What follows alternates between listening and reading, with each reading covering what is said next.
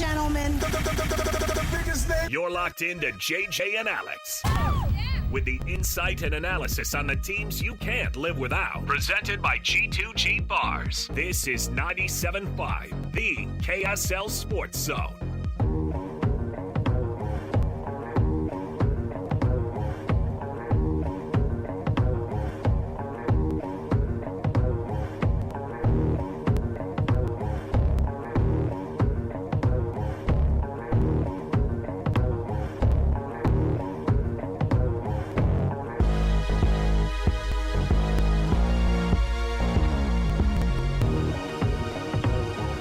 Welcome back, everybody. Yeah, this is live radio. We're here. We were just chatting with Cambria Jackson. If you just heard our interview, we just got to take a picture. It's so cool to meet all these folks and their families. And we are here at the KSL Give-a-thon for Primary Children's Hospital. We are asking you to be a part of history, and let's get those donations going. Let's get that. It's just such a cool community impact thing that we do right here in Studio A at Broadcast House, and we're asking people to make those donations and be smile makers and to be a part of kind of a future for maybe some kids who didn't think that they would have a future. We just met Cambria. That was a very cool story for us to be able to get to know. And, JJ, this is a fun thing, too. This is the amount of energy in this room is really, really cool to be a part of. So we'll ask you to call in and make that donation.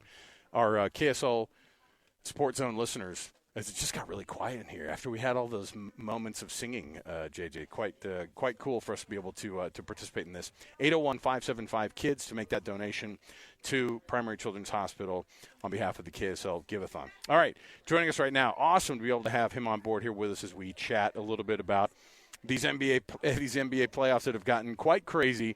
Not the way we thought they were going to turn out. And last night was another one of those games that was an awesome part of this NBA playoffs. Ric Bucher, FS1's analyst and somebody we've watched for a lot of years, be able to break down these NBA games. Rick, thanks for being on the program here with us. My pleasure. Great cause that you guys have going on there. Hopefully we can continue the positivity here some way, somehow. I'm not sure that we can, but let's try. Rick, it's been a great NBA postseason so far, and so far after the first games of these conference finals, it certainly hasn't disappointed. I'll start with the Pacers-Celtics game. What was your initial reaction out of that? Because it felt like everyone was like, what's wrong with the Celtics instead of, the other way around?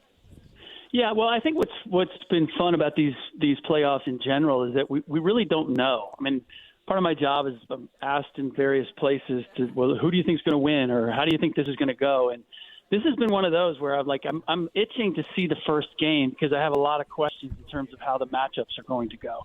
I feel as if the Pacers have been underrated in some ways. Like, I expected the Knicks to win that series, but I also knew that if Tibbs was going to Tom Thibodeau, the Knicks head coach, was going to stick with his 6.5-man rotation, and he was not going to be able to control the tempo and keep the Pacers from getting up and down, that those heavy minutes for those guys, for his main guys, playing at that pace, could very well result in injury. And I thought that the longer this goes on, the better chance that the Knicks are going to come apart physically, and the Pacers are going to win this series. And so that's how it turned out. And I feel as if there's some of the same. Now, Boston has more depth and generally more talent than New York, but I feel as if the lopsidedness in the coaching matchup could potentially win out, because Rick Carlisle is an evil genius. He's going to find out the one thing that you don't want to do, or the one weakness that you have, and then he's just going to stick a screwdriver in it and twist it and see, are you willing to change? Or are you going to stay with what you have? And so I just, toward the end of that Pacers game, I'm watching the matchups. Like the Celtics, it's pretty basic. They look for a mismatch, and then they try to exploit that, and everybody kind of plays off of that. And they got multiple guys that they could kind of go to see where they can find that mismatch. And I'm looking across the board, and I'm thinking, the Pacers got guys where they can match up with them across the board, and they can actually turn the tables, because I don't know that Al Horford can stay on the floor with Miles Turner and the rest of the relatively young guys who are capable of playing against Al or handling Al. Toward the end, Andrew Nembhard is on Al Horford, and he's getting anything that he wants. And I was looking at it. I was thinking, this is going to be a long series, and I give the Pacers a puncher's chance of actually winning it. The Al Horford thing was kind of an interesting part of that equation because they attacked him, right? And obviously Kristaps Porzingis and the possibility of him to come back at some point in this series is kind of the finger crossing for Celtics fans. What kind of a difference, or what do we know about what his possibility of coming back is? Is it that maybe Game 4 is what we had heard initially? Yeah. What do we know about that, and what would that immediately do for that Celtics team? Well, look, they're optimistic that he's going to come back in this series, but it really comes down to, as they go through the tests, anybody who's saying he's going to be back for a particular game prior to the day of that game, when they test, when he goes through the test to see if he's ready to go, they may have optimism the next day, or they may say he's questionable, and questionable usually means with the guys within range of playing. But until, especially with a soft tissue injury, until he kind of goes through the warm-up and they push him through some things, they're not really going to know his availability. And I'm glad you brought him up, because I do think that he's a game changer in this series. Like,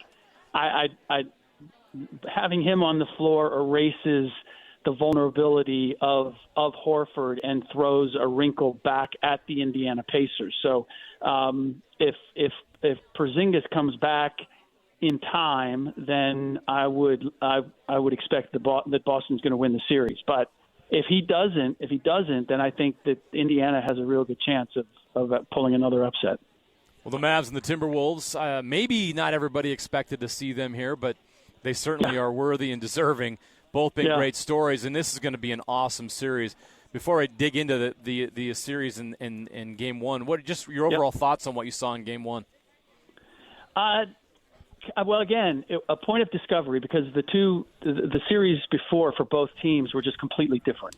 Yeah. Minnesota was built to beat the Denver Nuggets, essentially, and they just had size. And the Mavs won, but they played against an Oklahoma City team that doesn't have size. Outside of Chet Holmgren, Josh Giddey is their next biggest guy. So they didn't have to contend with what they're contending with Minnesota. And Minnesota, conversely, doesn't have to contend with as many lively bodies as Dallas has, or a two-headed monster in Kyrie and Luka. Luka operating from a completely different place on the floor for the most part than Jokic.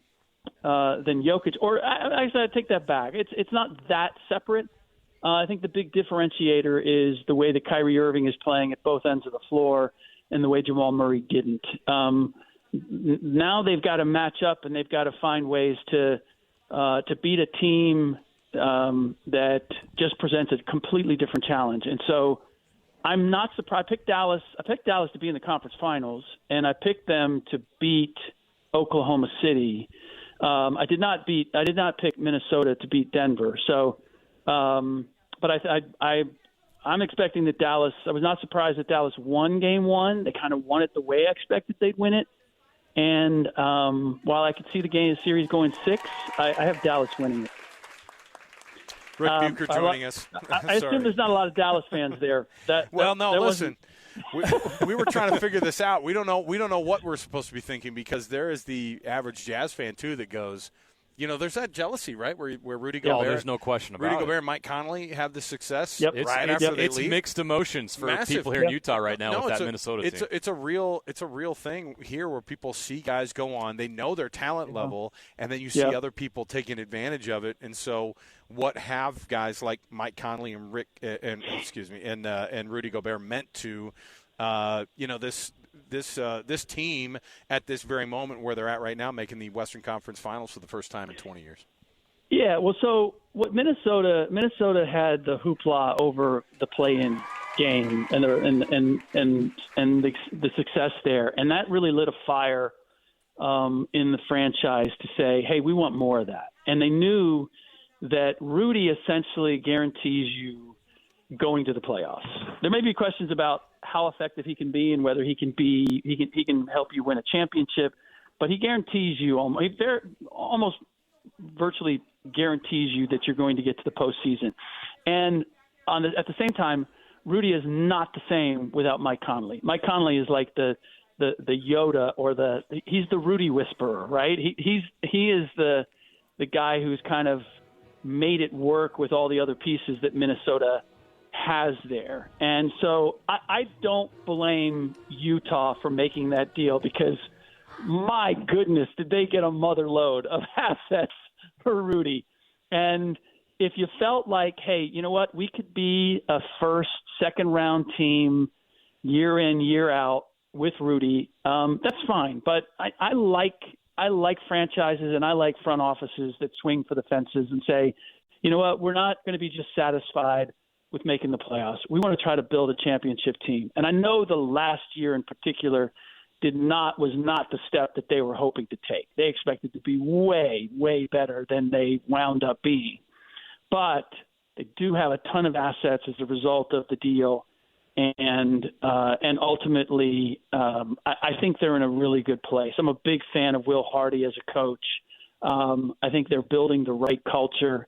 And so this might have been a step back this year, and there may be some little disappointment, jealousy, seeing Rudy and Mike and going on and having the success that they are having. But I would have made the move. I would have made the same deal, and I think that it's just now a matter of how do you utilize those assets to build the team that you want to build. And clearly they weren't. Danny Ainge coming in was like, okay, well, this is good, but like I'm used to the Boston the Boston mentality, which is we're trying to win it all, and this team as is going to be good for a very long time, but I don't believe it's going to be great. The Dallas Mavericks also swung for the fences when they traded for Kyrie Irving, and at the time, a lot of us panned it because of all the controversy that Kyrie had in Brooklyn, and we hadn't seen him play just basketball for a while. Well, here we are, Rick, and Kyrie's just balling. He's not talking about anything else other than basketball, and we've been reminded of just how good Kyrie is when he's just focused on hoops. Hey, I don't think he's ever been this good, to be honest with you. That's fair. That's fair. Right? I mean, we certainly don't have any distractions now from how good he can be. But the fact I'm watching him defensively, he's never been this. I wasn't even sure he was like, you can look at guys and go physically, you know what, that guy can play better defense. But he is, he's up against Anthony Edwards and giving him everything he can handle. I just have been so impressed, and it's the one story that I haven't seen done, and I'm not close enough to the situation to do it. I'd love to find a way to do it, which is why is Kyrie, why has he suddenly found this peace and comfort in Dallas in a way that just his relationship with the media is different. His relationship with his teammates was always good. But he's not jousting at windmills. He's not, he's enjoying the fact that he gets to be a great NBA player and all that comes with that, as opposed to thinking that he's got to solve all the world's problems or he's got to take up the flag for who knows what, and not that I'm against anybody having those outside interests or causes, but he would do it in such kind of a reckless, heavy-handed way that it was like he was getting in his own way, and he wasn't accomplishing anything in my mind. And so just to see him where he is, and I was one of those. I was like, I don't see how this is going to work, because Kyrie, it's two things. One, they both need the ball to be at their best. Kyrie always struck me as being sort of a hired gun or a soloist. And Luka is kind of the same way. And what we've seen with both of them is that they're willing to give the ball up. And what has made Dallas really dangerous is when those guys are aggressive, but they're not holding on to the ball. They see what they can get, and if they can't get it, they're moving it. And now P.J. Washington and Derek Lively and Derek Jones Jr., and just those guys just getting to touch the ball rather than – and we've heard whispers of it, and anybody who's played pickup hoops can relate to it. It's like you go down, you got one guy, he's going to, dribble his ass off and try to get a shot, and then you got to run back on defense and try to get the ball back and defend and get a stop, and then that guy gets the ball and he's a black hole. Like, who wants to play that way? And eventually you're like, how hard do I want to play defense just to get the ball back to give it to that guy? There's been some of that with Luka, and now that he's sharing it and guys are getting involved, and Derek Lively and Daniel Gafford know that if I run the floor hard, I might get a dunk. They're running the floor hard, and the Dallas Mavericks and Luka are benefiting from it. Ric Bucher, FS1, NBA analyst, joining us here on JJ and Alex as we try to navigate the way through the conference finals here. Yeah, we're looking forward to all these series play out. The playoffs have been great, but Rick, I got to hit the Jazz with you real quick again. You did go in a little bit on the respect you have for Will Hardy and what the Jazz have built and the assets that they currently have. But you followed Danny Ainge for a long, long time. You know what he's been able to accomplish. How confident are you that he can get that done in Utah and turn this franchise around and do it quickly? That last word's tough. Quickly. I think quickly. Do it now. Rick, tomorrow. Fans are getting impatient here. As patient as Jazz fans tomorrow. are, they're still selling it out right now. We've had 2 straight losing seasons. Fans want something to happen here fairly soon. Yeah, no, I get it. I mean, the big thing is just that you feel like you're moving in the right direction, and and the difficulty is like you're not this draft. I mean, maybe you find a diamond in the rough, but it'll be challenging. There'll be 1 or 2 franchise type players that will be in this draft. They won't necessarily be in the top 5. But there will be a couple because there always are. What makes this draft challenging is that they're really hard to identify for a multitude of reasons. Some of it has to do with the collegiate scene, where all of the extra years of eligibility as a result of COVID has slowed the ability for one and dones to be seen or have the same roles. And the fact that guys can stay around with the NIL means that, if I'm a college coach, like, why am I going to play a freshman? I can go get I can get a senior transfer and he's going to stay an extra year because he can make some money on the college scene. Like, it's really changed the dynamic of being able to scout talent. And then there are always, as much as we might have advanced, as much as we might see the Jokic's and the Doncic's, like, NBA teams are still nervous about drafting international players or looking to build around them. And so, I don't have any tremendous insight into what the Jazz are going to do next. They have some work to do. They have some good pieces. I think once you have that culture built, then it's just a matter of finding that talent. And Danny has certainly demonstrated that he's capable of doing that. He's not the wild, crazy trader that everybody thinks he is, because there's a lot of stuff out there that's attached to Danny, but when he actually pulling the trigger, he's fairly conservative when it comes to that. But as far as finding guys that can be great players for a very long time, I trust his track record and I trust his work ethic. And so I would just tell Jazz fans, I know how the last 2 years have gone. I would expect that the team is. I thought expectations were a little over the top this season, considering how competitive the West I expected it to be, and it proved to be. But I feel like you have things in place that it is not unreasonable at all that they should be back in the playoffs next year. And then it's just a matter of getting those young guys in the playoffs, getting your young pieces in the playoffs, and seeing the guys that you really should invest in. And that's the point of discovery. But look, I'll say this right now. I would rather be the Utah Jazz right now than to be the Los Angeles Lakers. Because I think that the sky is the limit for where Utah can go, and I don't see how the Lakers get appreciably better. Are they really going to hire JJ? Man, I hope they do. I mean, you've probably seen it. I've been beating the drum on that. Not because I think it's going to work, but because I think it's going to be a lot of fun for us. It would just be such a soap opera. It still, to me, is mind-blowing. We're talking about the Los Angeles Lakers. I got a piece coming out shortly about how people around the league view that job. Is it still a golden job? And people still think it is for a number of reasons. And we're talking about a guy who has never coached at any level.